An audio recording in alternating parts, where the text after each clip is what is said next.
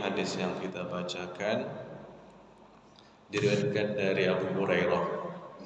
An Abi Hurairah radhiyallahu anhu anna Rasulullah sallallahu alaihi wasallam qala, dari Abu Hurairah radhiyallahu an bahwasanya Rasulullah sallallahu alaihi wasallam bersabda, ma naqasat sadaqatun min mal wa ma zadallahu 'abdan bi afwin illa izza. Rasulullah sallallahu alaihi wasallam bersabda bahwasanya ada 3 hal yang beliau sampaikan yang merupakan sesuatu yang meninggikan derajat seseorang. Yang pertama, ketiga hal ini dalam logika kebanyakan orang mungkin tak masuk, tapi dalam aturan agama sunnatullah Allah jadikan sebagai acuan yang luar biasa. Kalau dinalar mungkin sulit untuk menerima. Yang pertama, mana qasad sadaqatun mimmal. Naqasat artinya mengurangi, sedekah sedekah. Ma yang bermakna tidak atau menafikan. Tidaklah sedekah itu mengurangi harta. Kalau secara logika tentu kita berpikir harta yang ada di tangan kita sedekahkan, kita berikan kepada orang lain, tentu berkurang jumlahnya. Angka-angkanya berkurang. Itu sudah pasti. Tapi dalam perhitungan Allah tidak begitu. Harta yang ada di tangan kita berikan kepada orang lain, kita sedekahkan, tentunya untuk kebutuhan kita dulu, itu tidak berkurang, tapi akan bertambah.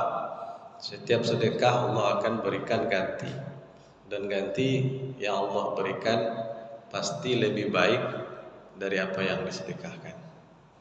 Nah, itu logika dari agama atau menjadi sunnatullah. Mana qasad sadaqatun bimal. Sedekah sama sekali tidak akan mengurangi harta, tapi sebaliknya menambah harta. Kadang penambahan itu bukan dalam bentuk angka-angka, tapi penambahan itu dalam bentuk yang lain. Kita berpikir kalau penambahan angka mungkin tidak terjadi saat itu, tapi mungkin juga dalam bentuk yang lain, umpamanya dengan bersedekah menghindarkan musibah. Karena dalam hadis lain, inna sadaqata la tudfi'u ghadaballah, la tudfi'u ghadabar rabb. Sesungguhnya sedekah itu memadamkan kemurkaan Allah, kemarahan Allah. Sedekah juga menjadi obat. Nah, ini kan semuanya adalah sesuatu yang sangat berharga bagi kita.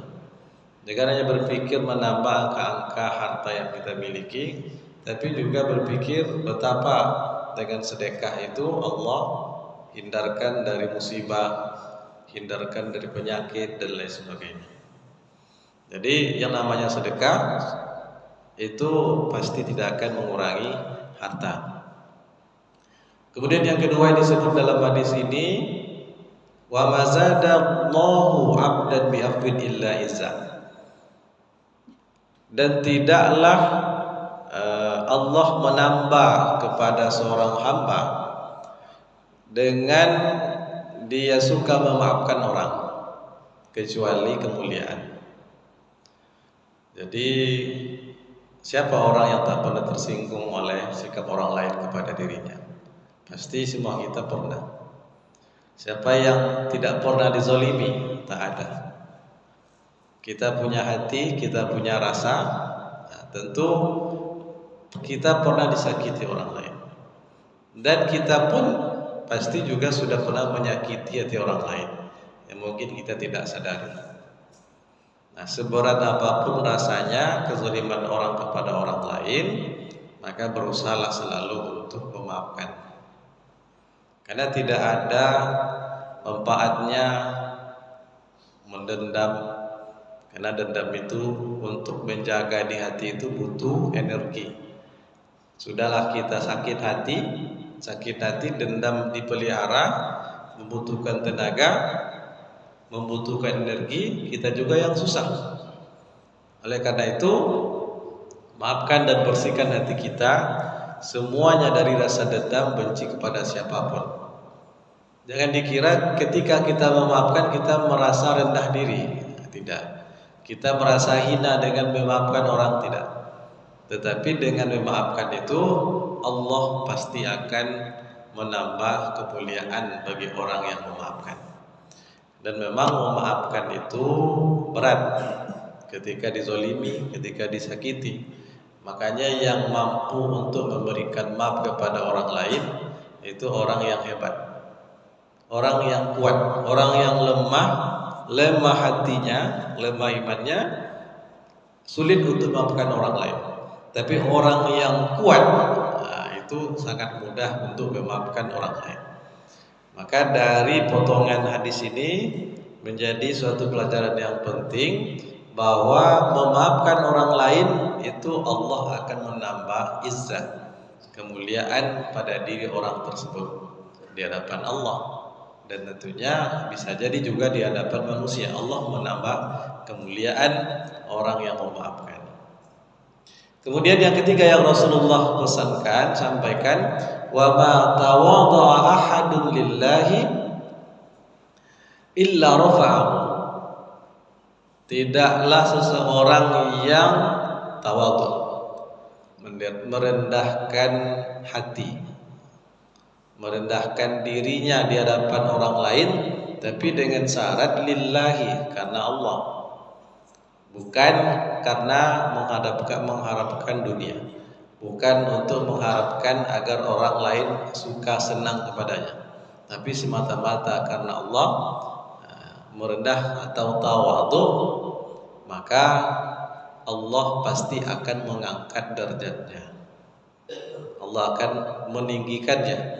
Jadi merendahkan diri kita kepada orang lain, itu bukan berarti merendahkan harkat dan martabat kita di hadapan orang, tapi itu akan Allah angkat derajatnya.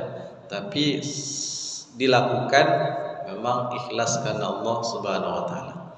Lawan daripada tawadhu itu adalah angkuh atau sombong. Dan memang tak sedikit pun yang namanya makhluk manusia ini untuk angkuh dan sombong terhadap makhluk lain. Dan memang tak ada hak kita untuk sombong. Sombong itu hanyalah pakaiannya Allah Azza wa Jalla. Jangan sampai ambil pakaian Allah walau sedikit saja. Jadi tawadhu itu merasa rendah diri, merasa rendah hati, merendahkan diri karena meyakini apa yang dia miliki, apakah berupa harta, jabatan, ilmu, kemudian dimuliakan orang, banyak pengikut, itu bukan karena kehebatan dirinya, tapi memang karena Allah berikan dia karunia itu. Karunia berupa kelebihan-kelebihan itu semata-mata untuk mengujinya. Maka orang yang pintar akan sadar ini bukan karena kehebatan dia, tapi karena Allah memang berikan ujian kenikmatan itu kepadanya. Nah, ketika orang mampu untuk tawadhu, maka Allah akan mengangkat derajat dirinya. Inilah pesan Rasulullah SAW 3 hal. Yang pertama masalah harta, mana qasad sadaqatul min mal. Sedekah sama sekali tidak akan mengurangi harta, tapi sebaliknya menambahnya. Kemudian yang kedua, wa ma zadallahu 'abdan bi'afwin illa izza. Tidaklah Allah menambah kepada seorang hamba dengan sifat maaf kecuali kemuliaan. Wa ma tawadhu ahadun lillahi illa rafa'a. Dan tidaklah seseorang bersikap tawadhu kecuali karena Allah, kecuali Allah akan mengangkat derajatnya. Mudah-mudahan ini kita berusaha untuk mengamalkan dalam kehidupan kita sehari-hari, sehingga menjadikan seseorang atau kita selalu berusaha menjadi atau memiliki akhlak yang mulia. Karena akhlak yang mulia itu tak ada yang lebih berat menjadi timbangan di mizan di akhirat kelak kecuali akhlak yang mulia. Jadi akhlak mulia itu berat dalam timbangan kebaikannya di akhirat kelak. Mudah-mudahan bermanfaat. Nasrul minallahi wa nasrul qarib wa basyiril mu'minin. Wassalamualaikum warahmatullahi wabarakatuh.